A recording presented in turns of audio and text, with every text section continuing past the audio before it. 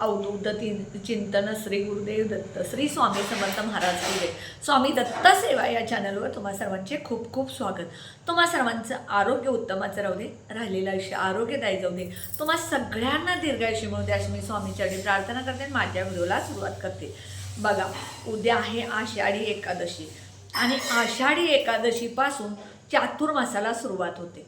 हा चातुर्मास आषाढी एकादशीपासून सुरू होतो आणि कार्तिक एकादशीला समाप्त होतो। ह्या 4 महिन्यामध्ये भगवान श्रीहरी श्री विष्णू निद्रा अवस्थेत जातात आणि शंकराकडे सगळा आपल्या जगाचा कार्यभार सांभाळायला दिला जातो आणि वर्षभरातले 8 महिने भगवान श्रीहरी विष्णू आपल्या जगाचा कार्यभार सांभाळत असतात आणि हे 4 महिने जे आहेत चातुर्मासातले 4 महिने भगवान श्रीहरी श्री विष्णू निद्रावस्थेत गेल्यामुळं सगळा कार्यभार ते भगवान श्री शंकरांकडे देतात। तर अशा या देवशयनी एकादशी, उद्या ह्या आषाढी एकादशीला देवशयनी एकादशी म्हणून पण ओळखलं जातं।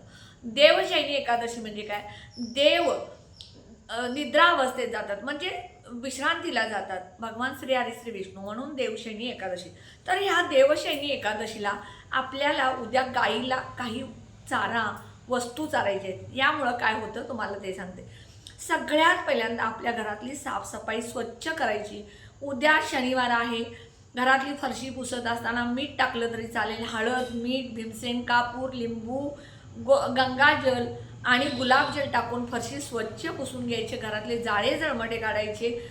मुख्य दरवाजाचा हुमरा पुसायचा, त्याला हळदीचं लिंपण करायचं, स्वच्छ आंघोळ करायची आणि धुतलेले स्वच्छ पिवळे वस्त्र परिधान करायचे।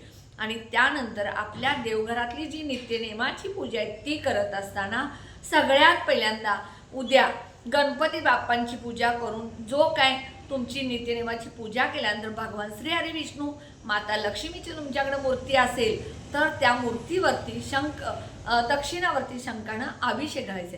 मग हा अभिषेक तुम्ही जलानं घाला किंवा पंचामृतनं घाला किंवा कच्च्या दुधानं घाला।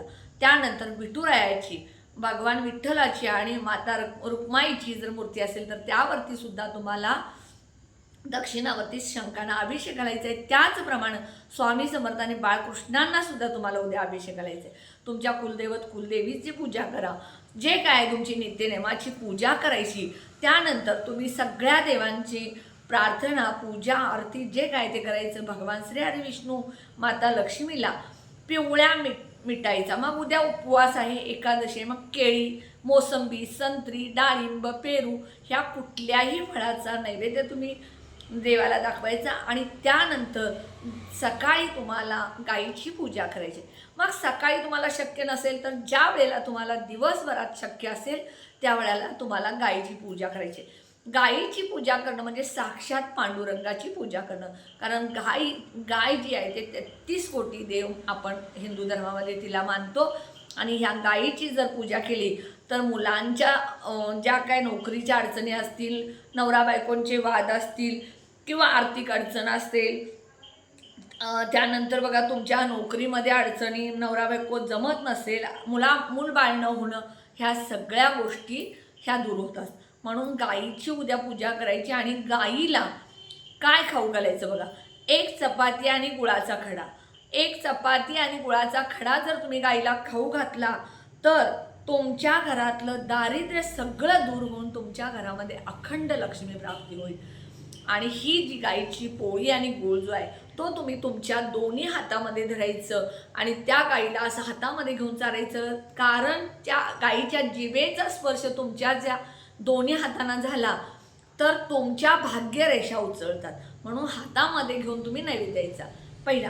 दुसरं, तुम्हाला गुरुचा दोष असेल, गुरु तुमचा कमकुवत असेल तर गुरु मजबूत होण्यासाठी, गुरु ग्रहाचे दोष दूर होण्यासाठी काय करायचं आहे, रात्री तुम्हाला हरभऱ्याची डाळ भिजत घालायची आहे। भिजवलेली डाळ तुम्हाला काढायची आहे, पाणी सगळं काढायचं आणि ती भिजवलेली डाळ आणि गूळ तुम्हाला गाईला चारायचं आहे। हे चारत असताना सगळ्यात पहिल्यांदा गाईच्या 4ही पायावरती सगळ्यात पहिल्यांदा पाणी घालायचं। गाय मारत नाही ह्याची दक्षता घ्यायची, मारत असेल तर लांबून पूजा करा।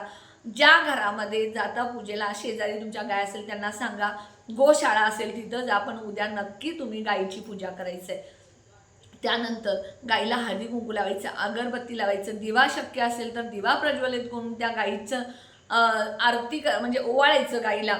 आणि त्यानंतर हिरवा चारा शक्य असेल, पेंड, तुम्हाला जोड केळ बघा, एका केळीला केळ चिटकलेलं असतं. मी प्रत्येक मार्गशीर्ष महिन्यात प्रत्येक गुरुवारी जोड केळ गाईला खायला घालत असते. त्याचा पण काय फायदा होतो, जोड केळ गाईला खाऊ घातल्यामुळे काय होतं त्याचा मी सेपरेट व्हिडिओ टाकेन. पण ते जोडकेळ मिळालं तर द्या. गूळ आणि डाळ हरभऱ्याची भिजवलेली, चपाती, गूळ, त्यानंतर बटाटा, त्यानंतर हिरवा चारा, ह्या वस्तू, फराळचं जे काय तुम्ही बनवता, राजगिऱ्याचा लाडू असेल किंवा अजून काय असेल ते सुद्धा तुम्ही गाईला चारू शकता. कारण जेवढं तुम्ही गाईला अन्न द्याल तेवढं तुम्हाला त्याचं फळ परत मिळणार आहे. त्यानंतर बघा, उद्या जास्तीत जास्त दानाला महत्त्व आहे. जेवढं तुम्ही उद्या दान कराल तेवढं तुम्हाला त्याचं परत फायदा होणार आहे. आता समजा तुम्ही एखाद्या गरिबाला जर जेवण किंवा फराळाचं दिला, तुम्हाला मी सांगते छोटे छोटे खिचडी बनवा किंवा केळी घ्या किंवा राजगिऱ्याचे लाडू घ्या, फुटपाथवरती जा, वृद्धाश्रमात जा किंवा गरीब जिथं लोक आहेत तिथे जा आणि तिथे लोकांना हे दान करा फराळाचं वगैरे. त्याच्या दुप्पट तुम्हाला त्यांचा आशीर्वाद मिळतो आणि त्याच्या दुप्पट तुम्हाला सगळ्या गोष्टी मिळत असतात. जेवढं तुम्ही दान कराल तेवढं तुम्हाला रिटर्न परमेश्वर देत असतो. कधीही तुम्हाला आयुष्यात कमी पडत नसतं. त्यामुळं तुम्ही दान करा. उद्या कपडे दान करा, छत्री दान करा, पावसाळा आहे, आता थंडी येते त्यामुळे ब्लँकेट दान करा, स्वेटर दान करा. त्यानंतर तुम्हाला सांगते, तुम्ही उद्या केळी फराळ दान करा. तुमच्या घरामध्ये कामवाली येते तिला तुम्ही एखादं वस्तू दान करा. ह्या सगळ्या वस्तू जेवढ्या तुम्हाला दान करता येतील तेवढ्या करा आणि 100% तुम्हाला ज्या काय सेवा करायच्या तेवढ्या करून तुम्हाला त्याचं फळ मिळणार आहे. गायीची मात्र उद्या आठवणीनं न विसरता पूजा करायची. गायीची पूजा म्हणजे साक्षात 33 कोटी देवांची पूजा आहे. त्यामुळे नक्की करा. व्हिडिओला जास्तीत जास्त शेअर, लाईक आणि सबस्क्राईब करायला विसरू नका. आणि कमेंट बॉक्समध्ये नक्की श्री स्वामी समर्थ लिहा. व्हिडिओ स्किप न करता बघा आणि संपूर्ण माहिती ऐकून त्याप्रमाणे उपाय करा. श्री स्वामी समर्थ.